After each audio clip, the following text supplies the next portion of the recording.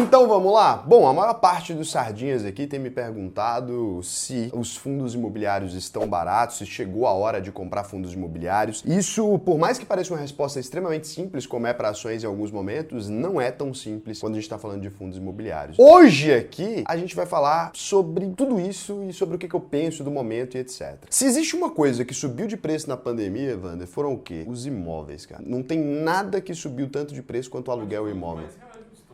Foi. Acho que o que a gente mais sentiu dessa inflação, se a gente observa, foram o preço dos imóveis, né? Para vocês terem uma ideia pessoal, né? Isso não serve de comparação no Brasil inteiro. Eu comprei um lote por 120 mil reais em um condomínio fechado aqui próximo de Goiânia. É um condomínio ali meio desses que tem vegetação, a gente gosta muito disso aqui em Goiás, né? Natureza e etc. É um lote grande, tem mais de 1.500 metros, é muito interessante para um condomínio. Eu sei que em São Paulo isso seria incomprável, mas em Goiânia é bem comprável ainda, até fora de condomínio também. A gente consegue encontrar lotes, etc., a preços muito bons. Eu fui dar uma olhada nisso agora. 12 meses aí, mais ou menos, se passaram desde a data de assinatura do contrato. Eu tentei comprar antes, mas foi um rolo danado. Esse lote estava envolvido num processo judicial, né? E aí até resolver e etc., o cara me transferir. Esse lote que eu paguei 120 mil, olhei hoje, no mesmo condomínio, estava dando uma pesquisada, já tem lotes sendo vendidos por 340 mil reais. A gente está falando do dobro. Uma valorização de 100% num prazo de um ano. É lógico, isso aqui deve ter sido um cenário atípico, mas dá uma olhada aí nos imóveis na sua cidade, me fala como é que tá. Se você é um cara que acompanhou isso aí, comenta aqui pra mim assim, ó, qual a sua cidade, me fala aí quantos por cento você acha que teve de valorização no palpite. Em Goiânia não foi tudo que reajustou 100%, mas casas mesmo, em condomínio, etc., isso foi até acima de 100%, dependendo dos casos. Apartamentos ali, os mais antigos não tiveram uma ampla valorização, 10%, 20% desses 3 anos de pandemia aí, desde 2020, 21 e 22, e os apartamentos mais modernos, esses tiveram uma valorização de 30% a 40% ali quando a gente vai olhar, principalmente imóveis de luxo, deu um salto muito grande. Acredito que por conta, né, da Selic muito baixa, estimulou a aquisição de imóveis, etc. Era muito crédito ali rolando e subiu. A gente teve essa explosão, então, no setor imobiliário, motivado aí pela baixa da Selic, etc. Mas quando a gente olha para os fundos imobiliários, Evander, quanto você acha que foi a alta? Os fundos imobiliários deveriam ter uma valorização também, são imóveis, afinal, né? Quanto você acha que foi a alta? Uns 15%, vai? Não, dos últimos 12 meses a gente está falando aí de 0,80% nos últimos 12 meses. Menos de 1%. E aí, nesse cenário, até caiu, dependendo do período que você estiver olhando, porque hoje a gente tá olhando uma data que tá boa ainda. Então, assim, e aí com isso as pessoas ficaram perguntando assim, caralho, será que fundo imobiliário então é uma boa para proteger da inflação? Porque a inflação tá em mais de 11%, e agora? Na teoria, o fundo imobiliário é a mesma coisa que você comprar imóvel. Né? É aí que tá na teoria, mas na prática a teoria outra. É sobre isso que a gente vai falar. Quem é sardinha raiz, então? Já deixa aquele like na confiança, e se você não é um sardinha raiz ainda, pô, não precisa deixar o seu like, fica tranquilaço. Na hora que você ouvir alguma informação que você fala, putz, isso aqui me ajudou e tal, aí sim você considera se inscrever, deixar seu like. Antes disso não precisa.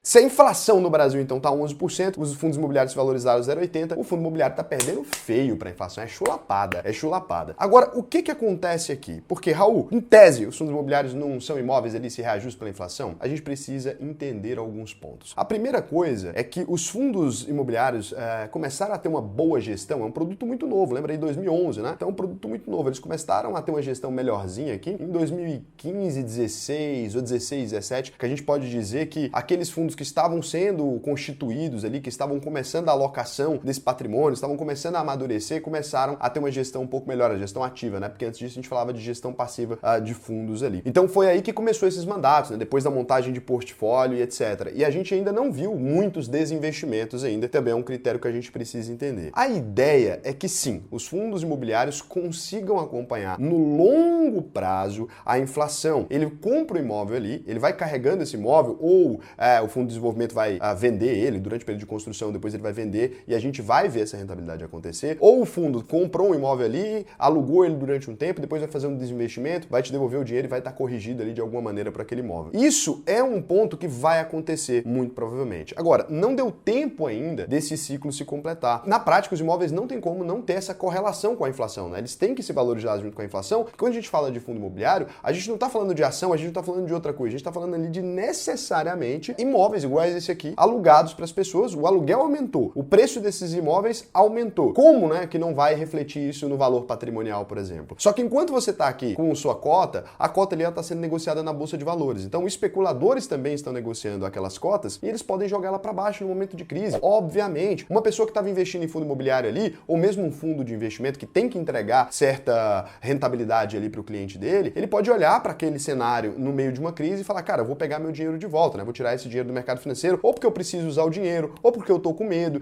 Tudo isso pode acontecer. Então, quando a gente olha para os fundos imobiliários, eles não são iguais aos imóveis que se refletem da mesma maneira. Tanto pela falta de amadurecimento do mercado em si, quanto pela falta de amadurecimento dos investidores, quanto ali por esses fundos terem que entregar certo desempenho e etc. Os fundos de investimento que investem em fundos imobiliários. Então, é toda uma questão ali que faz com que eles entreguem, né, no curto prazo ou no médio prazo ali, abaixo da inflação. E assim, no longo prazo, a tendência que a gente vê projetada, é claro que eu não posso vir aqui cravar em pedra isso para vocês, porque a gente ainda não tem tempo suficiente, né? A gente pode olhar muito para trás, o espelho retrovisor, ele é mais claro do que o para-brisa. Eu não posso vir aqui para falar para você, olha, vai acontecer necessariamente assim, porque eu não sou futurólogo, mas observando a realidade, tem imóveis dentro daquele fundo, principalmente os de tijolo. Então assim, só para simplificar essa história para você entender. De início, a gente olha para um fundo imobiliário, a gente está vendo ali o preço da negociação das cotas. A gente não está vendo o preço do valor patrimonial daquele fundo. A gente não está vendo o quanto está custando os aluguéis naquelas salas. A gente não está vendo quanto está custando aquele prédio que foi construído em outro momento. Agora, quanto ele está custando. Você não está vendo nada disso. Você está vendo uma cota de um fundo, você olha ali para um número e vê R$100. Então, aquela cota específica, que é o que você chamaria de ganhar da inflação, ela não representa a realidade do valor do patrimônio daquele fundo. Imagina, por exemplo, que esse prédio aqui foi levantado, aí você tem ali uma participação nesse prédio que você pagou R$100. De repente, um cara que está no meio de uma crise quer vender essa participação que ele pagou nesse empreendimento por R$90. Mudou o preço do prédio, Wander?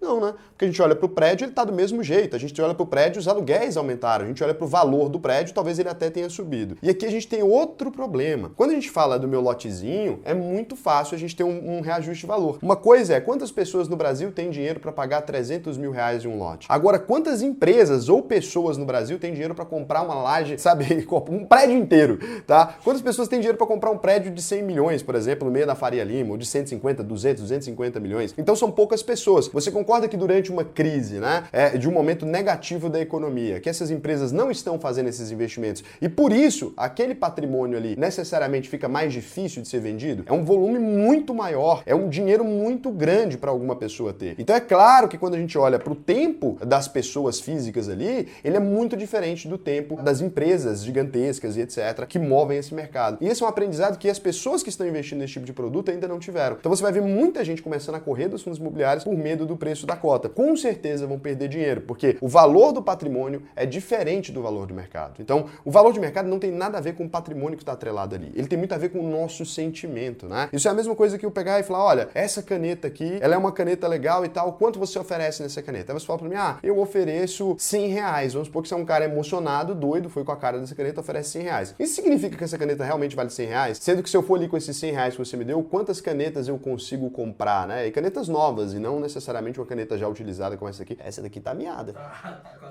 É porque a Bic, você já viu uma Bic acabar? Não acaba, porque os aliens vêm e pegam de volta. Aquilo é uma sonda. Tem uma teoria na internet que aquilo é uma sonda alienígena. Eles vêm e pegam de volta. Só que essa não é da Bic. Essa é da Compactor. Eles não têm um contrato com os alienígenas, então provavelmente ela vai acabar mesmo. E aí o negócio é esse, então. Então, assim, a gente tem que entender essa diferença do que está sendo negociado ali. E é um amadurecimento. Eu entendo que vocês não tenham entendido isso ainda, mas presta atenção. Aí você vai falar, Raul, mas e os fundos imobiliários de papel? O que é um fundo imobiliário de papel, gente? É um fundo que investe em CRI e LCIs ali, por exemplo. Então ele investe em renda fixa. Você olha lá na carteira dele, a rentabilidade está nas estrelas. Por quê? Porque estava travado lá dentro investimentos em IPCA mais taxa, estava travado CDI mais taxa. Então, assim, ele é um fundo de renda fixa. Ele está com a rentabilidade alta. Você olha lá, você vai ver que ele está ganhando da inflação largamente. Mas os fundos imobiliários de tijolo, eles têm propriedades, às vezes multipropriedades ali, coisa gigantesca, e a gente precisa entender esse momento da economia. Agora, se você entendeu esse ciclo todo, né, que a economia tem esses estágios, etc., tem que entender o ciclo dos fundos, essa etapa que cada um deles está. Se você observa um momento onde você está conseguindo comprar imóveis ali, porque aquilo é participação em imóveis, por um preço muito abaixo do valor de mercado, esse é o momento de comprar ou de vender fundo imobiliário. Vamos supor que eu estou aqui agora, paguei, sei lá, eu nunca comprei essa sala, mas estou falando um valor hipotético. Eu comprei essa sala por 200 mil e começou uma crise, se acentuou uma crise, a gente tem uma empresa que não está indo mal, a gente está indo bem na crise, mas os nossos vizinhos aqui podem estar indo mal. É um exemplo, gente, pelo amor de Deus. E aí, nesse caso, eu comprei por 200 mil a sala, a gente observa que o vizinho do lado, ele tá vendendo a sala que eu comprei por 200 mil por 60, porque ele precisa fechar para balanço, ele precisa ir embora, eles não tem mais, tá pagando os credores ali para encerrar a empresa. É uma oportunidade de compra ou eu devo vender a minha por 55 e sair correndo? Compra, né? Então, assim, é óbvio que entender esse momento dos fundos imobiliários é importante. Agora, quais fundos imobiliários comprar? Aí passa pela análise do investidor e tal, já conversamos aqui sobre isso várias vezes. Mas, assim, se você entende o básico de fundo imobiliário, aproveita agora, compra. E é exatamente essa oportunidade que está se desenhando no mercado. É ações que está se desenhando, é investimento de renda fixa que está se desenhando. Cara, tem muitas oportunidades no mercado, tem muita coisa que pode te ajudar a sair de um cara que tem uma carteira mediana, né? Você tem um dinheirinho ali legal. Se você aproveitar o momento agora, você passa por carteira muito boa e a velocidade desse investimento aumenta. Você lembra lá em 2020 quando a gente comprou aquelas ações no período da crise ali, no pico?